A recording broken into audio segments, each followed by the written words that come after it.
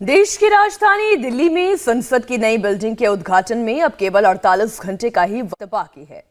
एक और जहां उद्घाटन समारोह को यादगार बनाने की तैयारी चल रही है, वहीं विपक्ष भी इसके बहिष्कार में पूरा जोर लगा रहा है। और इस बीच नई बिल्डिंग के उद्घाटन को लेकर आज सुप्रीम कोर्ट में सुनवाई होनी है। सुप्रीम कोर्ट में दायर एक याचिका में कहा गया है कि उद्घाटन समारोह में राष्ट्रपति को ना बुलाकर संविधान का अपमान किया जा रहा है और इस बीच उद्घाटन समारोह का बहिष्कार करने वाली पार्टियों की संख्या 21 तक पहुंच गई है।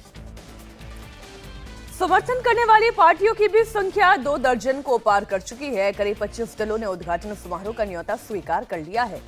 बीएसपी ने भी प्रधानमंत्री द्वारा नई बिल्डिंग के उद्घाटन करने का समर्थन किया है, लेकिन समारोह में आने को लेकर अपने पत्ते नहीं खोले हैं। 28 तारीख को कार्यक्रमों की शुरुआत सुबह 7:30 बजे से ही हो जाएगी, जो दोपहर 2:30 बजे तक चलेगी। सुबह पूजा पाठ के साथ शुरू होने वाले समारोह का समापन प्रधानमंत्री नरेंद्र मोदी के भाषण के साथ होगा।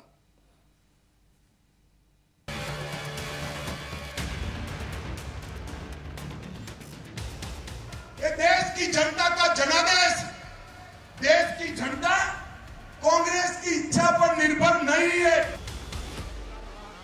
आपके बहिष्कार करने से कुछ नहीं होता। पूरे देश की जनता का आशीर्वाद नरेंद्र मोदी जी के साथ है। नरेंद्र मोदी जी के साथ। पूरे कार्यक्रम की रूपरेखा तैयार हो चुकी है। विधि विधान का खाका बन चुका है। विपक्षी दलों के विरोध से बेपरवाह सरकार ने तय कर लिया है कि नए संसद भवन का उद्घाटन तय वक्त यानी 28 मई को ही होगा और प्रधानमंत्री नरेंद्र मोदी ही नए संसद भवन का उद्घाटन करेंगे। देश की जनता ने दो बार 2/3 बहुमत से नरेंद्र मोदी जी को चुनकर प्रधानमंत्री बनाया। ये देश की जनता का जनादेश, देश की जनता कांग्रेस की इच्छा पर निर्भर नहीं है। ये लोकतंत्र है। लोगों ने मोदी जी को चुनकर प्रधानमंत्री बनाया है, मगर एक कांग्रेस पार्टी और उनका राज परिवार प्रधानमंत्री जी को स्वीकारने के लिए 9 साल तक तैयार नहीं। देश के प्रधानमंत्री जी को संसद में बोलने नहीं देते। वो जब भी कोई कार्यक्रम करते हैं ये बहिष्कार करने जाते हैं। मैं आज कांग्रेस पार्टी के नेताओं को कहना चाहता हूं कि आपके बहिष्कार करने से कुछ नहीं होता। पूरे देश की जनता का आशीर्वाद नरेंद्र मोदी जी के साथ है। नरेंद्र मोदी जी के साथ। शाह के तेवर से साफ है कि विपक्ष के बहिष्कार का सरकार की सेहत पर कोई फर्क नहीं पड़ने वाला। इसलिए 28 मई को संसद भवन की नई बिल्डिंग का उद्घाटन समारोह तय भव्य तरीके से होगा। सुबह 7:30 बजे से प्रक्रिया शुरू कर दी जाएगी। सुबह 7:30 बजे से 8:30 बजे तक हवन और पूजा होगी। इस दौरान प्रधानमंत्री नरेंद्र मोदी, लोकसभा अध्यक्ष ओम बिरला, राज्यसभा के डिप्टी चेयरमैन सहित कई मंत्री मौजूद रहेंगे। सुबह 8:30 से 9 के बीच लोकसभा के अंदर सेंगोल को वैदिक रीति रिवाज से स्थापित किया जाएगा। इसके लिए तमिलनाडु के मठ से आए 20 स्वामी मौजूद रहेंगे। सुबह 9 बजे से 9:30 बजे प्रार्थना होगी। इसमें शंकराचार्य सहित कई विद्वान पंडित और साधु संत मौजूद रहेंगे। मैं नए संसद भवन के उद्घाटन पर पीएम मोदी से मिलूंगा और उन्हें सेंगोल भेंट करूंगा। नई बिल्डिंग के उद्घाटन का पहला चरण होगा, जिसमें परंपराओं के मुताबिक विधि विधान होंगे। नए संसद भवन के उद्घाटन का दूसरा चरण दोपहर 12 बजे से राष्ट्रगान के साथ शुरू होगा। इस दौरान 2 शॉर्ट फिल्मों की स्क्रीनिंग की जाएगी। इसके बाद राज्यसभा के डिप्टी चेयरमैन हरिवंश राष्ट्रपति और उपराष्ट्रपति का संदेश पढ़ेंगे। राज्यसभा के नेता विपक्ष यानी मल्लिकार्जुन खड़गे का संबोधन होगा। लोकसभा स्पीकर का भी संबोधन होगा। इसके बाद सिक्के और स्टैंप रिलीज किए जाएंगे। आखिर में प्रधानमंत्री मोदी का संबोधन होगा। दोपहर 2:30 बजे कार्यक्रम का समापन होगा। नई बिल्डिंग के उद्घाटन की प्रक्रिया तय हो चुकी है। एक दूसरी प्रक्रिया भी चल रही है, जिसमें उद्घाटन समारोह का विरोध और समर्थन करने वाले अपना अपना खेमा मजबूत कर रहे हैं। मोटी तस्वीर यह है कि अब तक उद्घाटन समारोह का बहिष्कार करने वाले दलों की संख्या 21 तक पहुंची है, जबकि समारोह में शामिल होने वाली पार्टियों की संख्या 2 दर्जन से ज्यादा हो चुकी है। कुल मिलाकर समर्थन करने वाली लिस्ट लंबी हो रही है और उम्मीद है कि 28 मई से पहले ये और लंबी हो सकती है। इस बीच पूर्व प्रधानमंत्री एचडी देवेगौड़ा ने कांग्रेस को झटका देते हुए कहा है कि वो इस समारोह में शामिल होंगे। वहीं कांग्रेस अपने फैसले पर अड़ी है। इसलिए अमित शाह ने तीखे तेवरों के साथ कांग्रेस को उसके कार्यकाल की याद दिलाई। छत्तीसगढ़ में विधानसभा का भूमि पूजन श्रीमती सोनिया गांधी, श्री राहुल गांधी और वहां के मुख्यमंत्री ने किया। उस वक्त राज्यपाल महोदया कहां थी? वो ट्राइबल थी, आपने नहीं बुलाया। झारखंड विधानसभा का भूमि पूजन श्री हेमंत सोरेन जी ने किया, उन्होंने भी राज्यपाल महोदय को नहीं बुलाया। असम में श्री तरुण गोगोई ने किया, उस वक्त भी राज्यपाल को नहीं बुलाया। मणिपुर विधानसभा का लोकार्पण श्रीमती सोनिया गांधी और डॉक्टर मनमोहन सिंह ने किया, राज्यपाल नहीं थे। आंध्र प्रदेश में चंद्रबाबू नायडू जी ने किया और तमिलनाडु में श्रीमती सोनिया गांधी और मनमोहन सिंह और मुख्यमंत्री ने किया।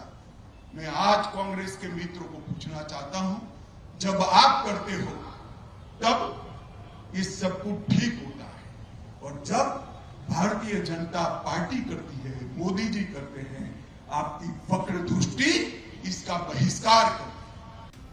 संसद भवन की नई बिल्डिंग का उद्घाटन एक तरह से सरकार और विपक्ष का फ्लोर टेस्ट बन गया है और मोदी सरकार इसमें बाजी मारती दिख रही है।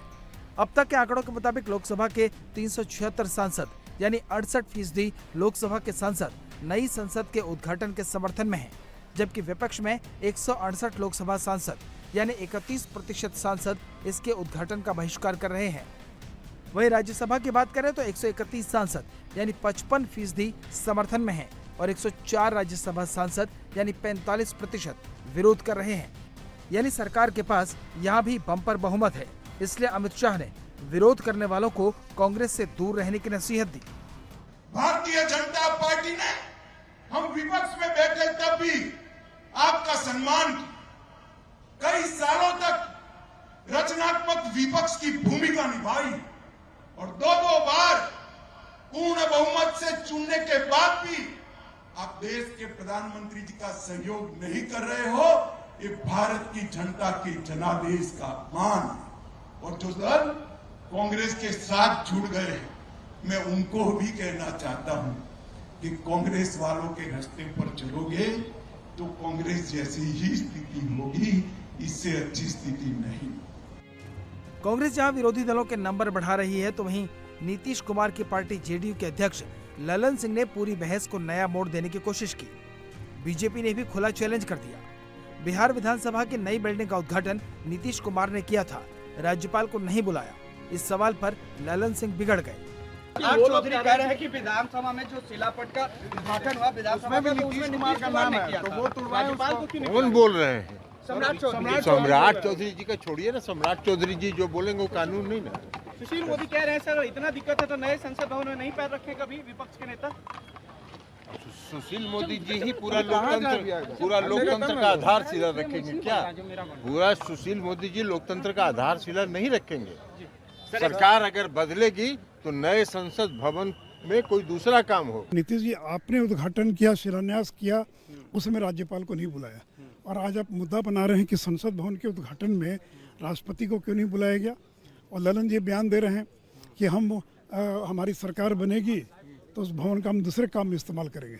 तो ललन जी, अगर हिम्मत है तो घोषणा कीजिए कि मैं उस भवन में पाँव भी नहीं रखूंगा, और अगर आवश्यकता पड़ी तो इस्तीफा दे दूंगा। कर दे घोषणा, कर दे ऐलान।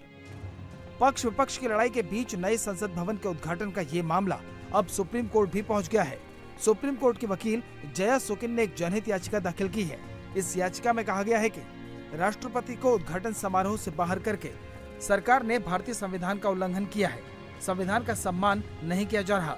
इसमें मांग की गई है कि संसद के नए भवन का उद्घाटन राष्ट्रपति के हाथों ही किया जाना चाहिए। इस याचिका पर आज सुप्रीम कोर्ट सुनवाई करेगा। पिछले 9 साल का इतिहास है कि विपक्ष ने पीएम मोदी के खिलाफ कई बड़े अभियान चलाए, लेकिन हर बार उसे मुंह की खानी पड़ी।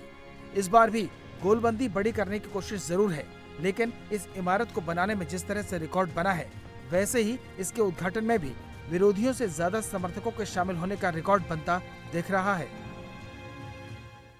इंडिया टीवी हर वक्त हर जगह डाउनलोड करने के लिए सर्च करें India TV news Google play store या ऐप स्टोर पर।